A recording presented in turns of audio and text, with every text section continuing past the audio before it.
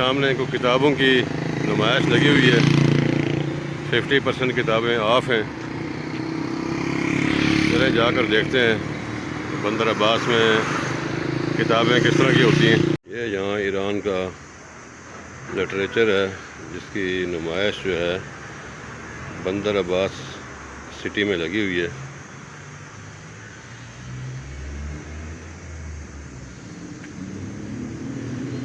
سب تقریباً فارسی میں ہی ہے، انگلش تو یہاں پر سمجھیں کہ بالکل نہ ہونے کے برابر ہے، نہ لوگوں کو سمجھ آتی ہے۔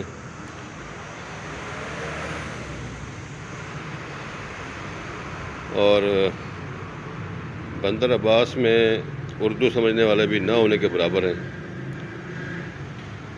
البتہ جو چاہ بہار سٹی ہے گوادر کی سائڈ پہ، وہاں پر اردو بولنے والے بلوچ تھوڑے بہت مل جاتے ہیں، جس سے کافی کچھ گزارا ہو جاتا ہے جی۔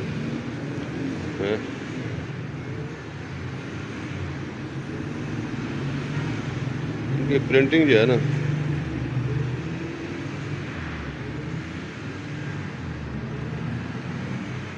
کاغذ بہت ہلکا استعمال کیا ہوا اکثر کتابوں میں، کچھ بکس میں اچھا کاغذ بھی ہے جیسے یہ ہے۔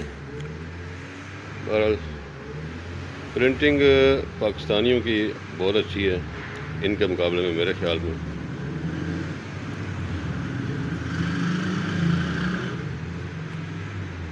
یہ آگے تک نمائش لگی ہوئی ہے اور دن کے 12 بجے کا ٹائم ہے، لیکن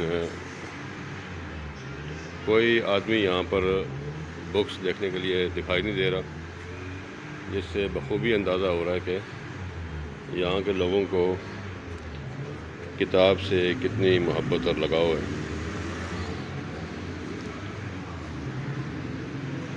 شاہ عباس، یہاں بھی جنات و مکافات، کیا کرائم اینڈ پنشمنٹ، اچھا یہ اور چیز ہے، جرم و سزا کے اوپر ہے۔ یہ پاکستانی کتاب یہاں کوئی بھی دکھائی نہیں دی۔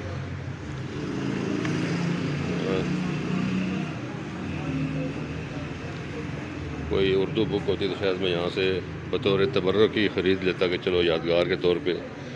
یہ کرنل قذافی کے اوپر کوئی بک ہے، اب پتہ نہیں اس کی فیور میں ہے کہ مخالفت میں ہے۔ اور یہ یہاں پر قرآن پاک ہیں۔ اچھا ایک بات جو میں تھوڑی سی کلیئر کرنا چاہوں کہ اکثر ہمارے ہاں یہ کنسیپٹ ہے کہ قرآن پاک جو ہے ایران والوں کا پتہ نہیں ڈیفرنٹ ہوتا ہے یا کیسا ہوتا ہے، یہ بہت مس کنفیوژن یہاں پاکستان میں پائی جاتی ہے۔